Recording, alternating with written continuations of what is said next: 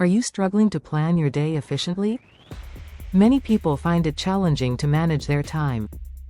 This video will show you how to use AI for efficient daily planning. By the end, you'll know how to maximize your productivity with an AI planner. Let's dive into the steps. Start by choosing a reliable AI planning tool.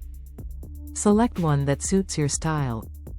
Examples include Todoist, Notion, or Google Calendar. Next, define your goals for the day.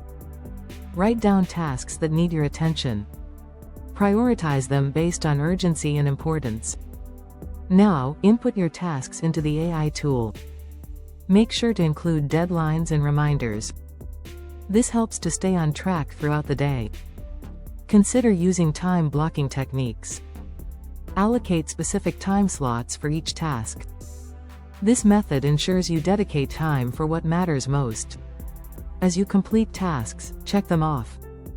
This keeps you motivated and organized. Adjust your schedule as needed based on progress. Reflect on your day at the end.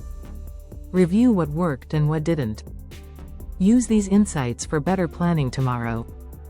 You've learned how to plan your day using AI tools. Efficient scheduling can transform your productivity. Now it's time for you to apply these techniques. Start using AI to organize your day.